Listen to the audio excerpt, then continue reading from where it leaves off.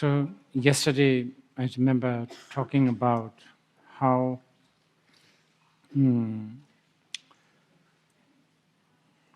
aspiration is absolutely important. This morning we were talking about relative truth and ultimate truth.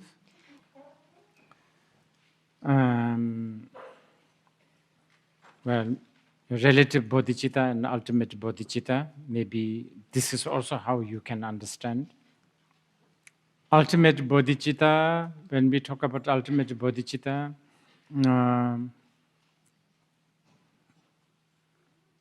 is, I was giving the analogy of the dream falling from the building. Ultimate bodhicitta is like, nobody's falling.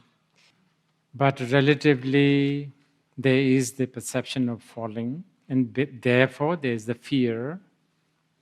And because there is fear, of course, there is a wish to be free from this fear. And this wish, and in one way, you can say this is the seed of the aspiration.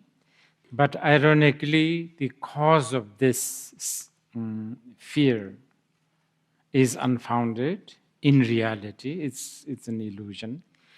But it doesn't do any good if somebody is having a nightmare and then you go into their dream and tell them, you are just dreaming. Unless the person is ready to sort of contemplate and hear what you are saying, it's not going to do any good. At times, it's good to also get along with the story of their dream. Now here, we need to, but because this is a Mahayana text, we are talking about, awakening from everyone else's dream. Yes, this also makes things a little complicated. Because one would say, this is their dream, and my dream is my dream. And after all, Buddha said, he cannot wipe your suffering. You should do it by yourself. So what is this taking everybody in? Why take the responsibility of awakening others? Of course. So these are what makes things a bit complex.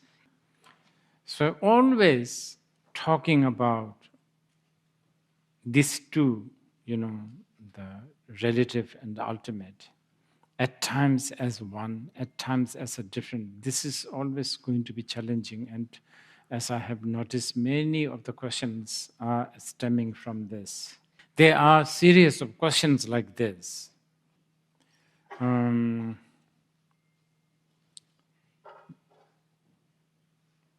don't know, hypothetically speaking, Buddhists hate to hear these questions. There's even a sutra where there's a list of 14 questions where Buddha never really answered. And actually, not answering was the answer, which many people actually misinterpreted as sort of no answer. But the no answer was the answer. Okay, one of them is, when did everything begun? See, that's a tricky question, because the question of beginning alludes to the original genesis. So then you are kind of talking about the ultimate truth. In the beginning, the real thing. Buddhists don't like that. Remember when the person who's falling from the building, the beginning of the fall, it's a bit like that. Actually never really happened. So there's no beginning of the fall. The beginning of the fall can be only talked about just because there is some ground underneath. So these are some of the questions which is really good that many of you have asked these questions. It really means that actually my whole point of agreeing to do this Pranidhana Raja, I'm happy that it has really confused you guys. You see. Because it's, as I'm repeating here, beginning, end, like Genesis, Armageddon, end of the world. Those are as arbitrary as talking about the beginning of the dream as I just fall from the 26th floor, and then I was slowly falling on the 22nd floor. It's like that. But I can't also dismiss it. You see, this is the problem. There is a real pain there. It's called nightmare. Sweat and everything, screaming and sleepwalking, everything. Nightmare, samsara, however, whatever you want to call it. I hope you realize that Mahayana really have, just generally Buddhism, especially Mahayana, has a different way of looking at the world. And I think it's good, even if you hear it intellectually, it will really change your perspective. Even if all this makes you realize everything what you say is vague. When I say, rose is red, rose, of course, is vague. Not too bad though. Red is so vague. What is ultimate red? So vague number 2. Not too bad, but the worst is. Oh gosh,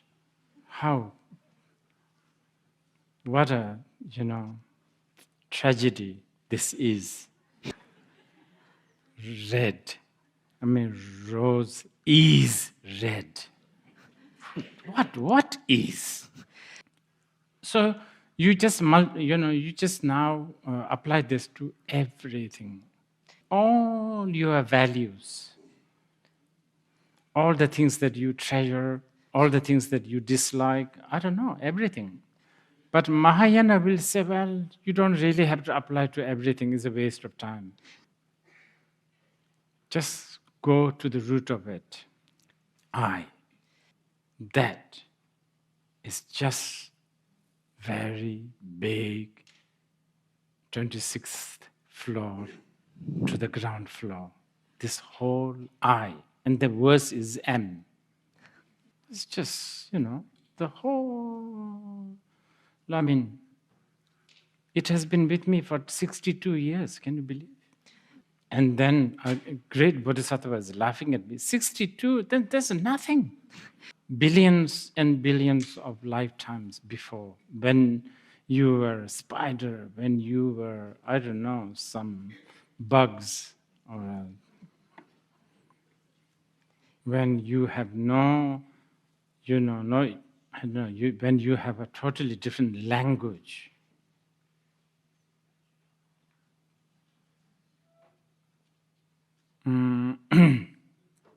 Yeah, so these are Chang. Okay, so there's one word, or actually 2 words, I should say, Zangbo Jeba and Changchup Jeba. Changchup Jeba, like Pranidhana.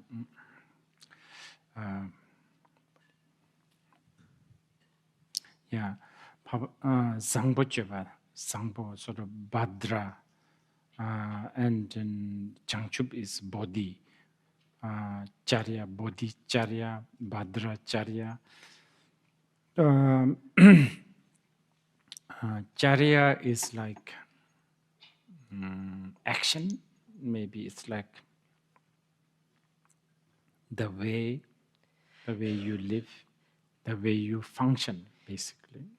So bodhisattvas have basically one, but just to make you understand, 2 kind of function, 2 way to live, bodhicharya and bhadracharya. But again, it's okay. So towards the end of the what is it? Prayer. And this is so good, so beautiful. For how long should you pray? 那么 Like, 在心 for how long should we aspire? As long as the sky exists, it says.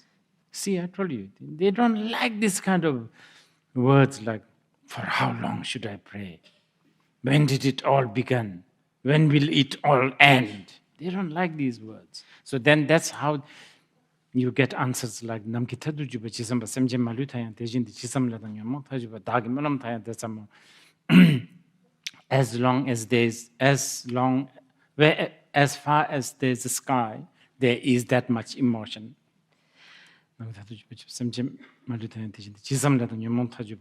as until all the as long as there is the emotion may my limit of my aspiration will also be that much. In a way, this also is an aspiration of may I never be liberated until all these are sorted out. So this craving for some sort of an end is not a Mahayana thing. No last page, no like climax. But at the same time, never feeling dreaded by endlessness, because there is no end. Therefore, there is no endless. So the bodhisattva is always in bliss. It's like every moment you are getting promoted. The moment a bodhisattva sees a, ignorant, stubborn, like impossible person, like it's like so famished. And where do these things come from? Again, back to what I've been talking about and what you have really nicely asked me several ways.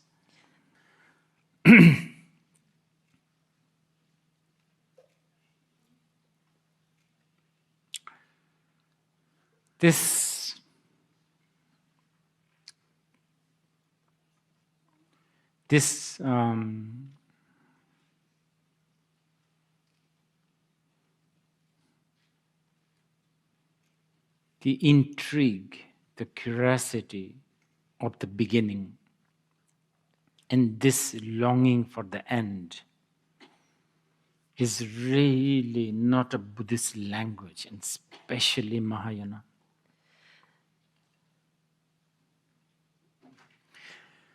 If you hear this, even intellectually, and if you sort of understand kind of vaguely, this should already free you from the fear of death.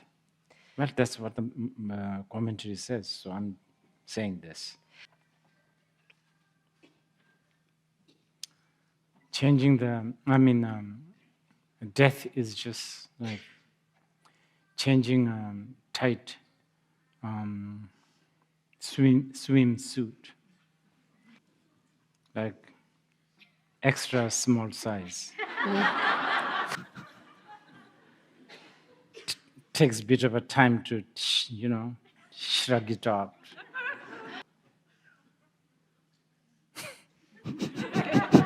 So,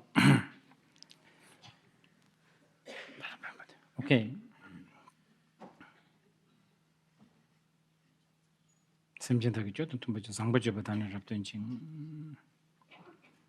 Yeah.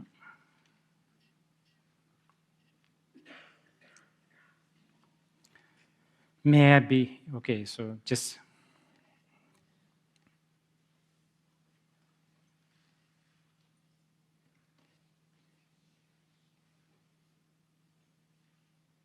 may I be able to benefit all others.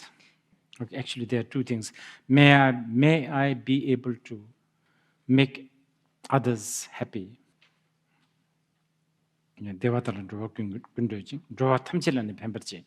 But more importantly, may I be able to make may I be able to give them something that is beneficial.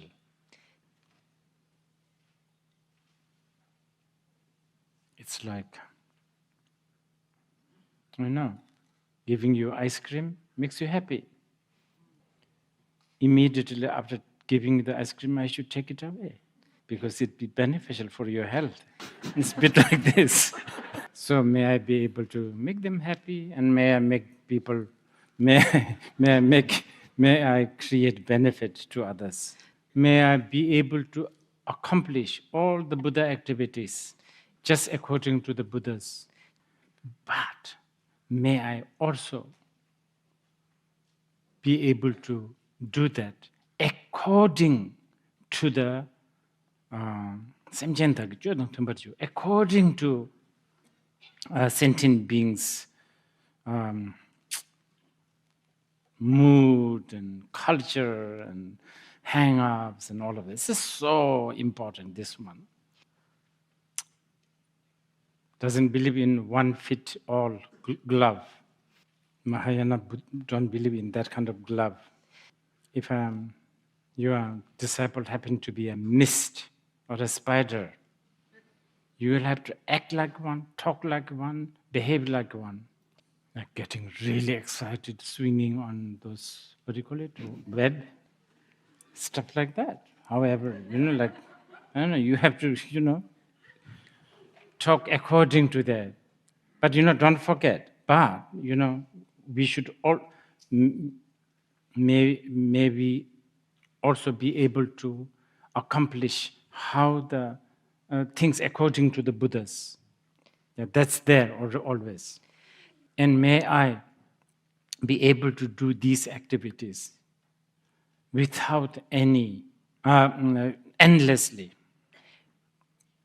And this is a really good one. May I always encounter who acts like this, who thinks like this. It's very important, especially for the beginner bodhisattvas, to have some support, I guess. May I encounter those who have same aspiration, those who wish to benefit others, those who wish to engage with excellent charya, the activity. And after meeting them, may I never may I never sort of disappoint them. Yeah, this is probably closest thing that Mahayana talks about, the guru, but it's still a spiritual companion.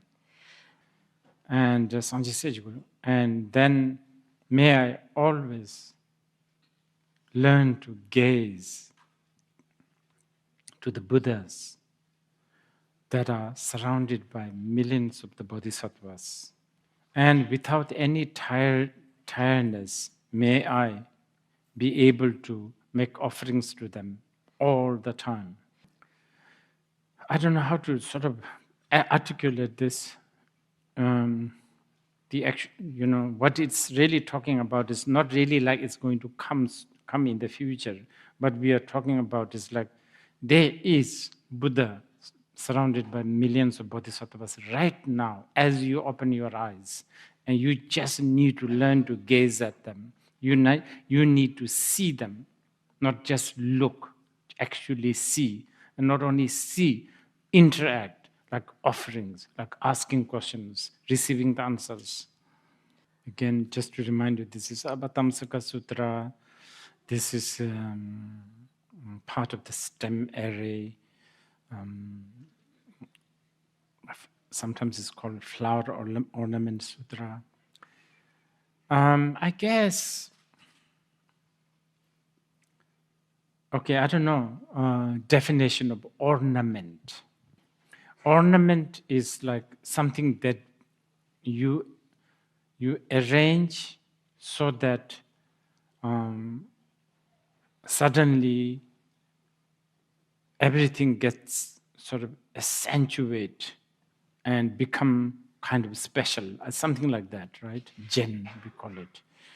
Like, for instance, this flower. In our limited human mind, this is an ornament. And subconsciously, or maybe consciously, the fact that this flower is here, this may have also this may have made everything, all the other path, beautiful and sort of bearable. Well, the idea of the Avatamsaka Sutra is you just need to learn how to sort of add that jewel in that sort of, like earring, you just add that blue or I don't know, a pearl, add something, and then everything works out. The ear is also nice. Next to the ear, the nose suddenly looks good.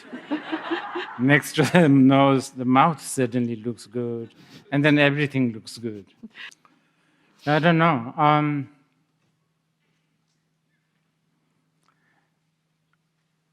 Those who wish to, please read Avatamsaka Sutra, because it's really, really, it will take some time to get into, but once you get into it, it's so moving, actually. It's really moving. Don't read it as a novel that, it's like it will have some sort of a, like linear sort of, but just read it, and it's supposedly a description of what's happening right this very moment, right? Yeah, it's hallucinogenic mushroom 10,000 times. It's really, what do you call it?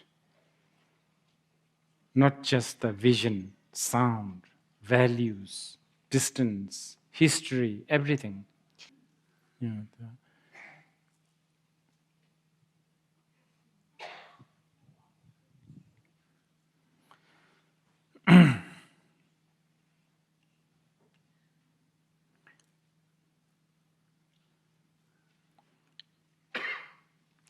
Okay, I aspire that, to be awakened, but meanwhile, while I roam around in the samsara, may I be able to accumulate merit and the wisdom. May I be able to perfect skillful means, wisdom and the samadhi.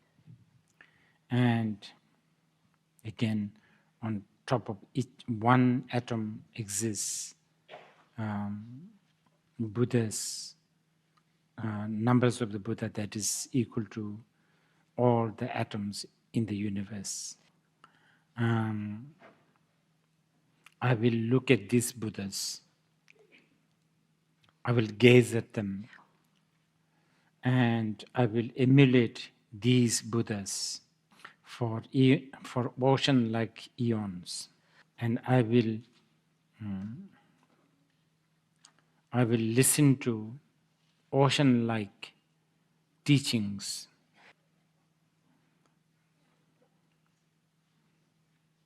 with their ocean like melodies. With my ocean like determination, I shall enter into their words. When these Tathagatas, when they turn the wheel of the Dharma, I shall not only listen and hear their teachings, but I shall enter in these teachings with the power of my wisdom. I shall not only enter in their teachings in this time, but even the Buddhas of the future, I shall enter their speech within one moment. Again and again, I shall emulate these ocean-like Tathagatas, and not only emulate their body, speech, and mind, but I shall also accomplish the ocean-like Buddha field. To these Buddhas, I will ask to turn the wheel of the Dharma. And I shall go to each of these Tathagatas within one, in one moment. And by the power of these, going to the sort of in the experiencing the presence of these Buddhas. May all my power of the body, power of the there's a specific bodhisattva power. May they all be accomplished.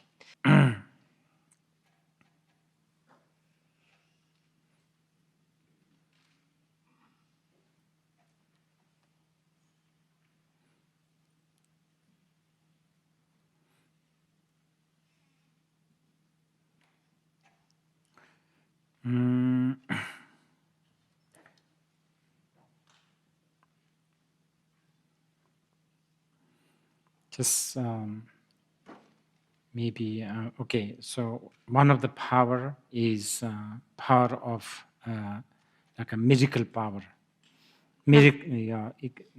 manifesting miracles, because the bodhisattva have understood the relative truth and the ultimate truth. Because the bodhisattva have understood non-duality of numbers, size, destinations, bodhisattva can manifest these miracles, such as reaching a long distance within 1 minute, 1 moment, expanding 1 moment to 1 eon, and 1 eon to 1 moment. Just one of the power. Then also another power is outshining the obstacles. Sometimes it's called ziji, which is like a presence. I'm not going to go through all the powers, just this, maybe just 2 of this, because it's quite extensive. Okay, so power of the presence or outshining the others. Because the bodhisattva is not stained by duality, not just the duality of time and space, but duality of just all kinds of good, bad, immoral, moral, not only, just in every way, physically, speech, mental, activity. So therefore, there's just no way the bodhisattva will fall into pretense or hypocrisy, maybe. Yeah, hypocrisy. It's like a authentic. What you see is what it is. And I think this really shatters the heart of the demons of the hypocrisy. That's, this is just a very brief way of explaining. It's a really big one. Sort of authentic sitting, authentic presence, authentic being. Like, not many people are going to argue with you. I mean, a very bad example, but it might work. Like a 3-year-old baby walking naked. Are you going to argue with them that it's unlawful and all of that? We just have to accept it. There's not much argument. And everybody accepts it. Yeah. So now multiply this billions of times. The bodhisattvas sort of reaches to this sort of totally authentic. What you see, what you get, just how it is. This is to outshine the obstacles. Okay, then bodhisattva, maybe we aspire to purify ocean-like Buddha field, liberate ocean-like sentient being, see the ocean-like truth, accomplish ocean-like wisdom, engage with the ocean-like activity, accomplish ocean-like aspiration, make offerings to ocean-like Buddhas. And for ocean-like eons, one shall not be exhausted. And this bodhisattva, meaning us, we will also accomplish all the Buddha's, their aspiration. Okay, so this is sort of like a very brief, brief sort of glimpse of how the Bodhisattva thinks. And in the stanza itself, it comes here. Well, for the beginners, most of us, we can't even fathom these. Well, in that case, what do? Then, for the beginners, but for those who wish to follow, emulate these bodhisattvas, then the bodhisattva should think that there is a bodhisattva called Samantabhadra. However he did or he aspired, maybe also aspire. That encompasses all the aspiration. And then the second one is also as how the bodhisattva aspired. May we tirelessly aspire. May our action be infinite. May our qualities be infinite. Picking up from the commentary, when you read stanza like may our quality be infinite, it includes like if a bodhisattva requires to be an idiot after 5 p.m. today until 7, why not? That's how that includes in this one, because the idiots, they're so powerful because that can really, really benefit a lot of people. It can make, for instance, people think that they are more useful, which is important. Let them think that. Yeah, it's there. If a bodhisattva needs to feel like helpless, sick, whatever, then be that. If the bodhisattva, I don't know, like homeless, addict, I don't know, or if a bodhisattva needs to be like annoying for like half an hour, may I be that. You cannot exclude anything, basically. There's not a single quality that can be excluded.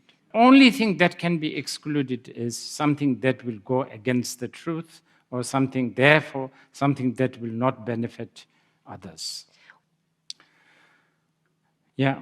So that is basically sort of very, very bad summary of this aspiration. So I guess I should let you ask some questions for few minutes, and then we will do the bodhisattva and refuge. For those who don't wish to take refuge and the bodhisattva vow, but you still want to sit here just to see what's happening, you are very welcome. But those who wish to go home and, I don't know, do your things, now is good, you can go.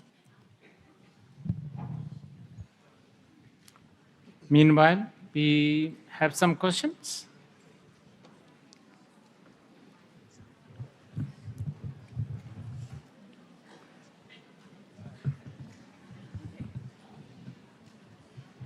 So a number of people online are asking, will Rinpoche give the Lung oral transmission of the text he is reading?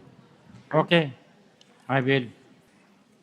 Okay, another question?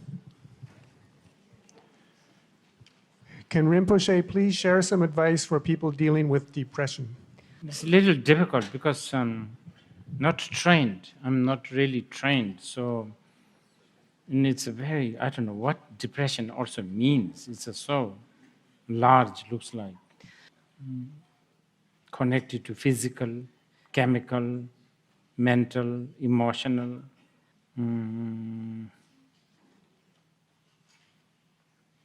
If I think psychiatrists and psychologists' help is very good, just like having a good massage. But if you are talking about the depression of basically,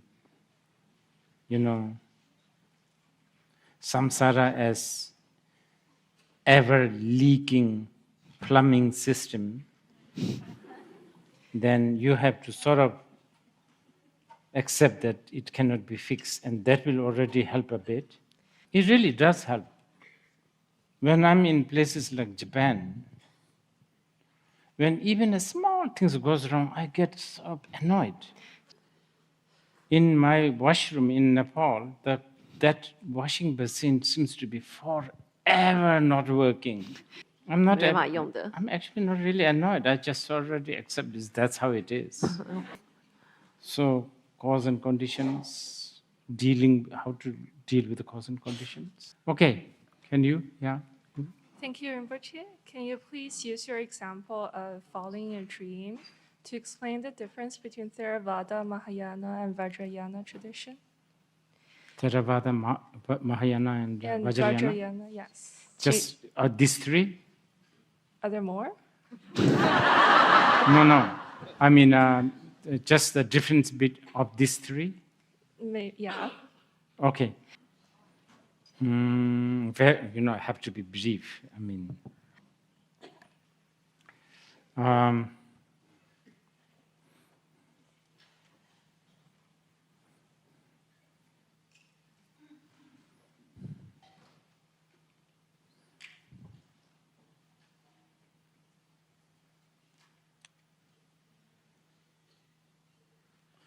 there's many way of explaining. I'm choosing one only.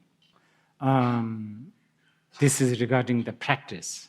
So let's say you have anger. How to deal with Theravada. They will say, anger is really bad. You should really try to read about the bad thing about anger. You should have a lot of, maitri, love, and all that. So that's how they deal with it, like shamatha, vipassana, all of that. Mahayana way is, sentient beings' anger, may they all come to me. Yeah, that's how they deal with it. And then comes the Vajrayana. What do you mean anger is bad? It's just a mental factor.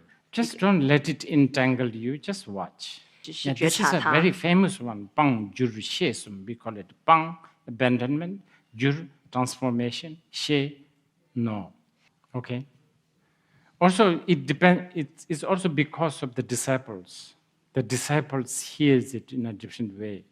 I wish that missed disciple have written something, what he has heard, he or she or whatever. Thank you for your teachings once again, Rinpoche. You have shared Dharma through books, through movies, even music. If you had an opportunity to share Dharma through video games, how would you do it? Can you suggest me some games? I haven't really... Yeah. That could take a while, so I'll keep it to like a very small number. But like, for example, Last of Us, Mass Effect, these games that have opportunities for decision-making and morality. There's also an entire series of, or not even series, but like an entire world of independent games that are designed more towards mindfulness and towards being for benefit. Do you have the list? I have it, yes, I do. Can you make one? Yes, No, I'm serious. Yes, this is good. Yes. Yeah, I can absolutely do that. But as somebody who works in the video game industry and who has some influence, the only use of that influence is if it can benefit others. So, as somebody who works in that industry and who does not want to cause harm, how would you recommend teaching the industry to be better? I'm sure there's a way. This, I don't know how to tell you, but I'm quite sure there's a way. This is what the bodhisattvas say. If something has a way to deceive you, the very tactic can be used to not deceive you. So I'm sure we can do this. But I need to get the list. Can you please? I can absolutely get you a list. Just let me know how to get it to you. Okay. So you've talked a lot about dreaming and waking up, and I believe that you're somebody who was once dreaming and now you've woken up. So could you tell us from your personal experience what makes you feel that waking up is so important? And could you give us a pith instruction so that we can use it even in our dreams? I haven't woken up. This is a disclaimer. Yeah, it's the truth. Okay. But I have always used logic, ration. That's the only thing I have. So when I use it, I can see the benefit. So I'm somebody who has seen the benefit. So I should consider, I should be happy with myself for this. Is there any pith instruction? Hmm? Any pith instruction? Just to the Pranidhana Raja, actually. Okay. Thank you, Rinpoche. My question is, when we always vow to wake like all the beings up, but when we wake up, Like, what I mean is that all the beings in our dream, when we wake up, they're all gone. So why do we when we make vow, we always aspire to wake up all? Are there anyone for us to wake up? 我们总是 Are there anyone? for us to wake up. For us to wake them up? I thought they're like, when we wake up, like everything in the dream, all beings are gone. Right. Okay. Now, again, this is again a very similar thing we have been dealing. It's good that you guys asked this question. So you are talking from the person who is, you are talking from the point of view of the person who is sleeping on the bed. Yeah. Or wake up. So there's never been falling, no prayers. Thank you, Rinpoche. Okay. A close friend of mine is quite ill and may die very soon. This is not a spiritual person. She is more scientific. And I don't know how to help her in her process of dying, but I really would like to help her. Do you have any advice for me? Well, Mahayana way, since we are talking about this, if you have a chance, please read this prayer next to this person's, Then, if you want to do a little bit more, I will say, well, I'm going to say a few things to you. And this may be all hocus pocus. But what if it is not hocus pocus? You might as well hear me out. So what you will say is, well, who knows who will die first, you or me? I may be the one who goes first. And when we die, there's going to be separation of body and mind. When there's a separation of the body and mind, actually it's a good news. Good news in the sense that your mind is becoming more independent. Till now, your mind is always under the wrath of 5 or 6 translators, eyes, ears, nose, tongue, etc. And now they're just saying, they're retiring. So your mind is going to be very naked. And this mind, naked mind, when this mind interacts with the object, it's going to be really, finally, you will have a so-called objective. You are scientists, right? Finally, at long last, you are going to have an experience of objective world. And this might scare you. And then don't be scared. Always think that it is your mind playing tricks. I think this much will do good for now. Hi, Rinpoche. I'm a very novice to all your teachings and the Buddhist teaching. While I'm here today, I'm grateful for everything I'm learning, absorbing, processing, and reflecting. I don't know why, but I'm drawn to the 2 cushions on your couch. And I want to know where I can get them.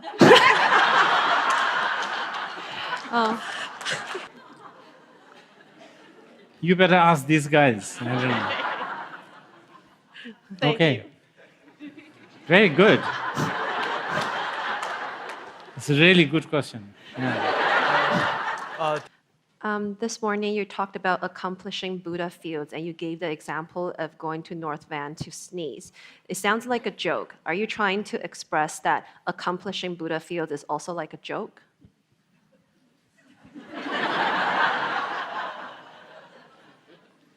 You make it sound. Make it sound like joke is such a joke. Joke is quite important, no? It will release you, I think. To be continued. This discussion to be continued. If you could clarify how dedication relates to aspiration at this level, Oh, good. how very they're good. similar, how they're different. Yeah. How they relate. Dedication is if you have already accumulated something like a merit, like a prostration, you dedicate. Aspiration is you have nothing specifically done anything, you just aspire. We call it. So does the aspiration work by its own merit? The merit of the aspiration? Yes. Okay. Yeah, that's why, we also did some sort of a 7-limb thing, right? Yeah. Okay. Thank you, Rinpoche.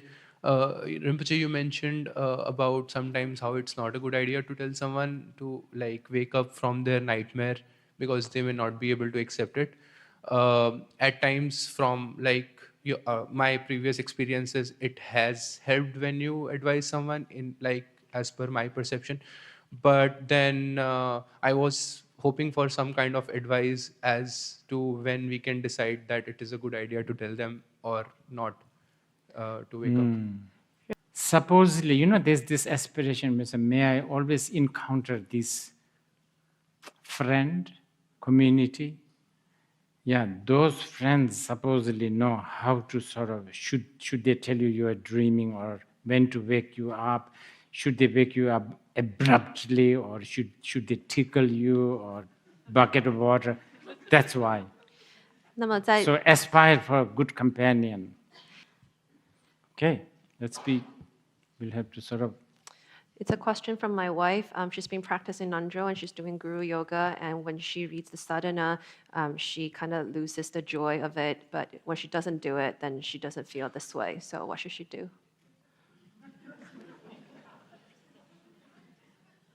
When she doesn't do it, She feels okay.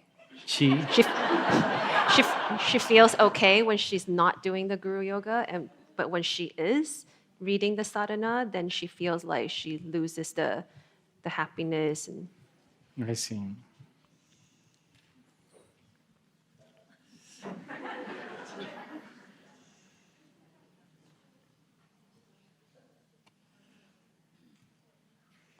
Take a break for a month, I think. Okay. Thank you. Hi. Hi, Rinpoche. These teachings have been so precious and have really helped me on my path. And I really pray that my question will benefit many others here. My question is about aspiration, and I've had a lot of obstacles on my path that have caused ill health.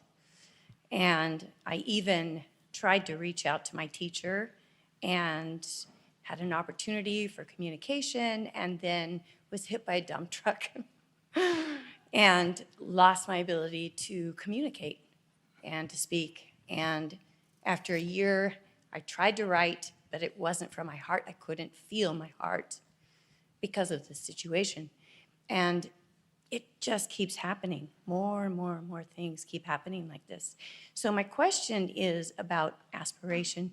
Can you help me to please really essentialize an aspiration to be able to, well, I accept what's happening because it is a fruition of my karma on one hand.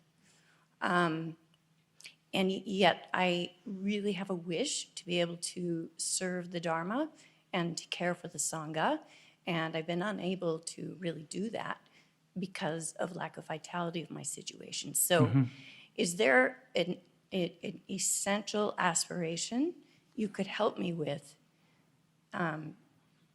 for this situation? I mean, you can do this aspiration, but I would suggest you to actually sort it out in a conventional way also. Because, you know, while we are in that from the 26th floor to the ground, all conventional method applies. Yes. So I feel like I am doing that. Do you have a sense that I'm not? 他觉得他已经在这 I 样做 think 了。 I'm saying you don't just depend on the aspiration for now. I see. Okay. You have to be short. Can you hear me like this? Thank you, Rinpoche. You said enlightened beings are not sentient. Could you say something more about that? Yeah. You mean enlightened beings? Yeah, as not sentient. Okay, let me think about this one. Someone who is beyond numbers, directions, space, time, I guess. Okay? Thank you for your teachings for the second day, Rinpoche. I wanted to ask about the topic of rights and liberties, and what would you say Buddhism and the Dharma's view on them are? Do they align most closely with, say, John Locke or Thomas Jefferson's views on prioritizing individual rights and freedoms and pursuit of happiness above all else, which has shaped much of Western civilization, or perhaps more with Confucian principles that moral obligation and family hierarchy are more important than an individual's rights and freedoms, which is more common to Eastern civilizations, or perhaps even with Marxism in that some collective community or class interests supersede those of both the individual and the family? Or is there something totally unique and different on the subject that Buddhism praises? Yeah, from the, as you know, as I said earlier, all this is from 26th floor to the ground. Yes, they're all equally child's game. They're child's game. So Illusion, child's game. There's many words like a shooting star, mirage. What do you call it? I don't know what this is. Some sort of a saliva from a small bug that binds themselves. I don't know. I don't know how to translate that. So what would the Buddha say on the issue? What? What would the Buddha say on the issue? You should transcend them all. None of them works. Okay. So basically what I'm saying is Churchill is very wrong. He said democracy is second best. It is not. They're all just rubbish. Okay. Thank you. Yes. Very good. I forgot that. Well, and a quick follow-up question. They have a big statue and a mountain in China, East China, I think, Sichuan. It's different than like the elephant of Mayadevi and Lalita Vista, yes? Two different elephants? I don't know whether there was two elephants, but definitely he sits on the elephant. And the elephant, what does it symbolize? I think elephant symbolizes a lot of things. Among many things, elephant has this trick. He sees, but he always pretends he is not seeing. Okay. Thank you. Okay. Can Rinpoche lead the whole group recite the 7-line prayer sentence by sentence? Okay, let's see. Hello, I'm a singer-songwriter from Japan, and from a Buddhist perspective, what advice would you give to an aspiring artist? 我是一位来 What 自 artist? Aspiring? Oh, I see.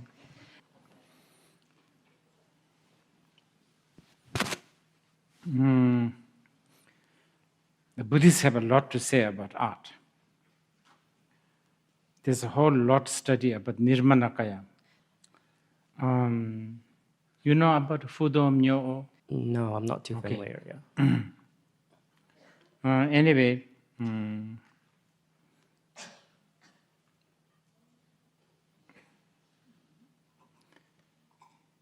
for now, because we don't have much time,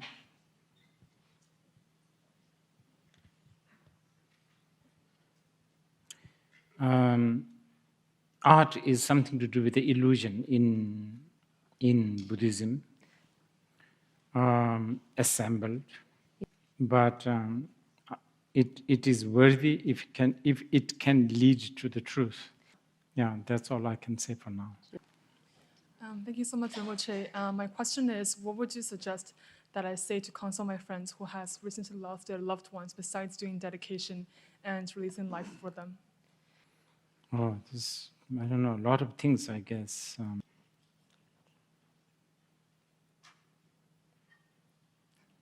I don't know, like talking, listening, and I guess dedicating the aspiration. My question is that you've made a lot of movies. Do you have any projects coming up making animation for children or games?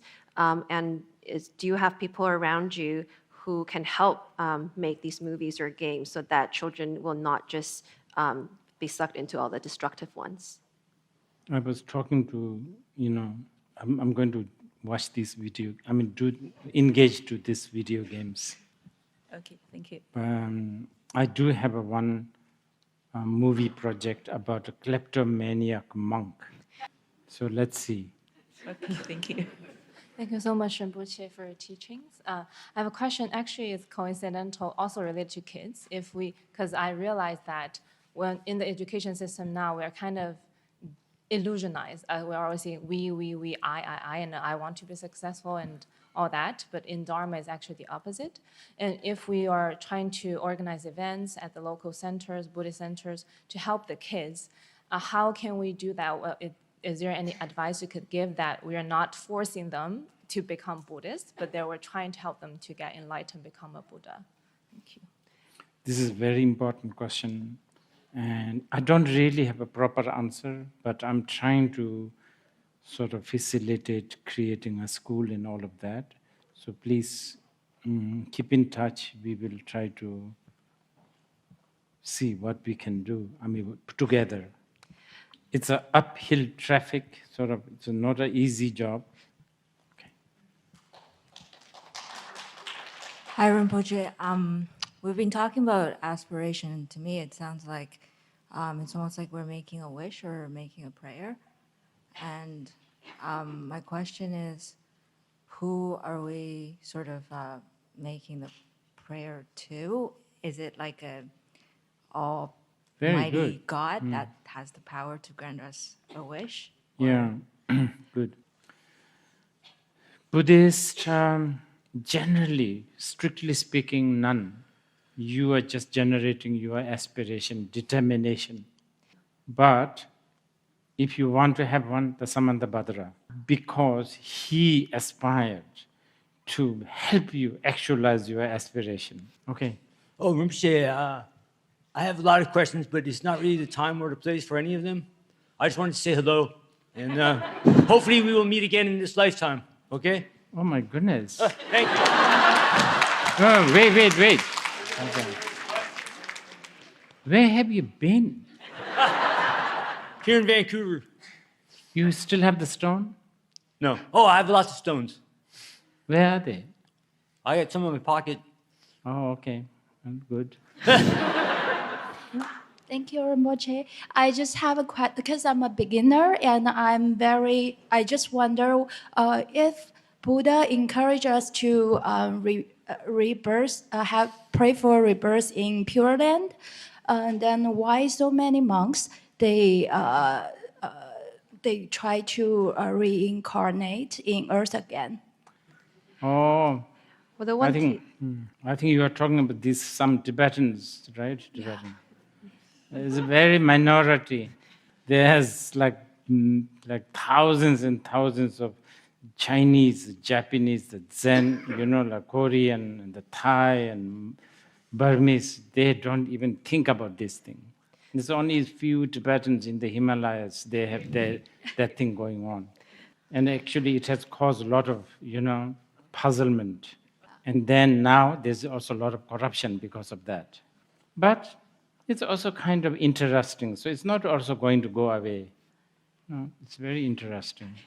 Okay. Yeah, I'm really confused because I feel like if they rebirth here again, that means they didn't stop the reincarnation. No, because remember, I said earlier, your prayer will never finish. You will never, you don't want to be enlightened. That was one of the prayer. Okay. Oh, hi, Rinpoche. Thank you for teaching today. I have a question on, this question may not be related to your speech yesterday and today. So I would like to ask that if you would choose a girl you like and a girl who likes you, who will you choose? 假如仁波切要 Choose a girl. you like versus Yeah. a girl who likes you.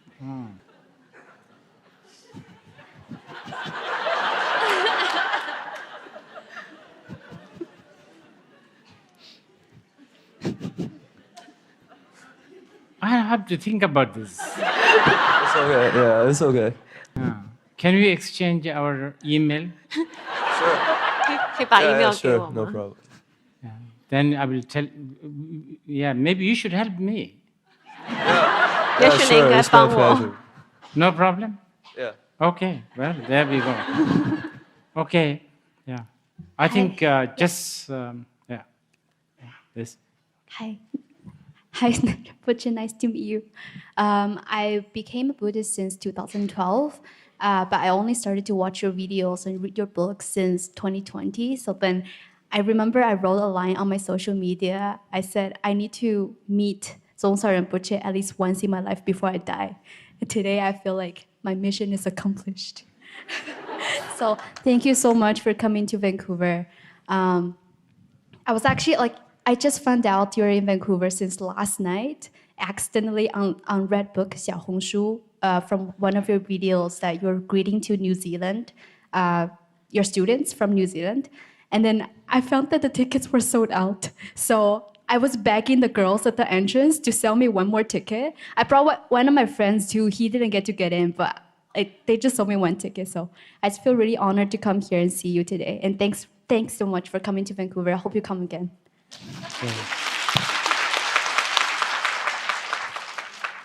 Thank you, Rinpoche, for your activities. And I just want to request you to read the text you wrote on the beginning of January, which is called Invocation. At the beginning on 2023, I think you wrote a text which is called Invocation. So I request that you could read it, please. Yes, I've already read it, so you can do that invocation. Okay. Hi, Rinpoche Jachidere. Can you help us?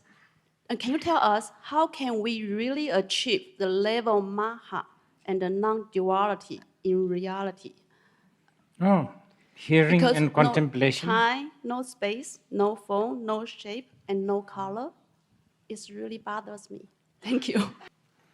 That nothing to worry about. That is much, much easier than a lot of our habituation. What's your name? Josephine. See? That's how you have been habituated to call yourself. That is kind of ridiculous. 回答你的名字。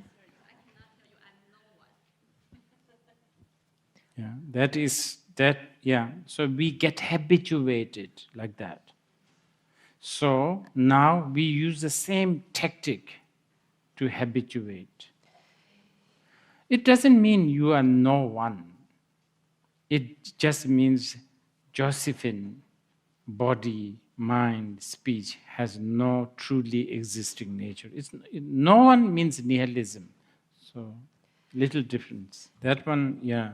as all the bodhisattvas said, you have to, and it's actually easier to get into this habit, actually, because that is more closer to the truth.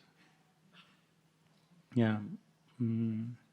But we don't have much time now, so can't really discuss this. But this one, yeah, this is why the stage of hearing, contemplation, and meditation. This is why. Okay, now we are going to do the Bodhisattva vow. Okay, you are not taking refuge to me. I can't give you refuge because you have to take refuge to someone who will not deceive you, someone who will not falter, someone who you can trust. So the only thing you can take refuge to is the Dharma, Buddha, Dharma, the Sangha. Everything is impermanent. That's the Dharma. Nothing will give you 100% satisfaction. Nothing exists independently and truly. This is not going to deceive you. It's not going to be like one day something will become permanent. This one you can rely on. So that's what it is, taking refuge. And then one who taught, the Buddha, one who realized this, the Buddha, and then the community, the Sangha, that's what you are taking refuge. So first you have to take refuge before you're taking the Bodhisattva vow. Now, what do I do? You know, is there some sort of a commitment, like from now on I can't go to Las Vegas, stuff like that? None of that. If you have taken refuge to the Dharma, then you can't really take refuge to the belief that maybe something does exist permanently, because it doesn't make sense. Yeah. So if you have taken refuge to Buddha, Dharma, and Sangha, you can't really take refuge to a system that believes in permanent, in all of that. You can't. It's just, you go to right, you go to right. You can't go to left and right together right now. Okay, and then try not to harm others. Okay, so now, usually, okay, so here we are performing a ritual, because although the main taking refuge is through your engagement, but a ritual helps. So that's why there's a ritual of taking vow. And to represent the Shakyamuni Buddha, the teacher, here is the statue which will symbolize. And think that this is not a bronze, but this is real living Shakyamuni Buddha. And then folding your palms together, please repeat after me. I'm going to pause a little bit. And I will snap my fingers. At that moment, you have taken refuge.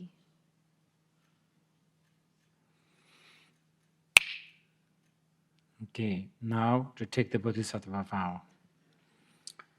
Again, in the presence of the Buddha and the Bodhisattvas, think that you will take this path to awaken all sentient beings. Now, this is a Madhyamika tradition, which means you don't have to apply all the Bodhisattva activity overnight. You will try step by step to awaken all sentient beings. Okay, so thinking that, please repeat. Okay, now I'm going to lead you through some contemplation.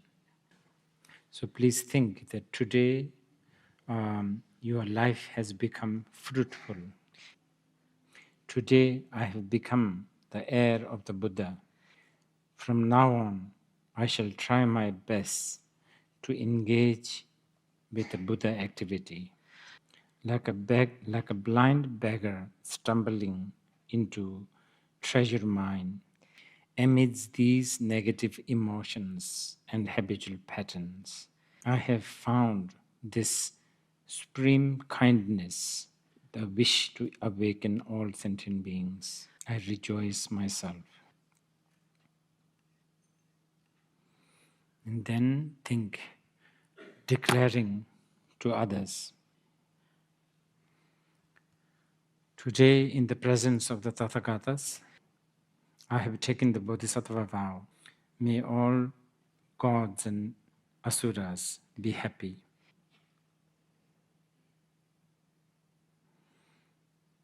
May the bodhicitta sprout or grow in the minds of beings who doesn't have the seed of the bodhicitta yet. And those who have bodhicitta, may their bodhicitta grow and mature. May all be not separated from the bodhicitta. May us all be embraced by the Tathagatas. May we be free from thoughts and actions of maras. May all the bodhisattvas wish to be fulfilled. Whatever the Tathagatas wish, may they be accomplished. And then series of aspiration. May I be medicine for those who are ill. May I become a bridge for those who wish to go across. May I become a boat for those who wish to go to the other shore. May I be a guide for those who are lost. May I become companion for those who are insecure. May I become a shade for those who are tormented by heat. May I become a lamp for those who are roaming in the dark. Okay. Now after this, I'm going to do the transmission or the reading of the Pranidhana Raja that we have been going through. So this is the, very, very briefly, even as I was reading it again, I just find there's just so many elements that's not covered. But I think most of it you will have to just find it yourself. Even as I was reading, like two things it caught my attention, which I didn't manage to share with you. One is there's this aspiration, deshing, meaning, at glance, it sounds like, may I always be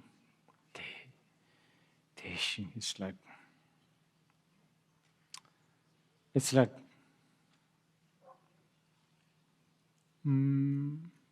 kind of elegant, but elegant coming with a sense of not engaging. There's just so many gems in this. Like when I interact with the people, may I always be elegant, but with an element of unassuming, like as if you are doing nothing, basically. But then actually you do everything. Then the other one that caught really my attention that I didn't mention is prophecy. Yeah, it really have the aspiration. May the Buddhas come and give me prophecy that you will become this and that. This is a very, very big concept in the Mahayana. I think it also encourages the young bodhisattvas.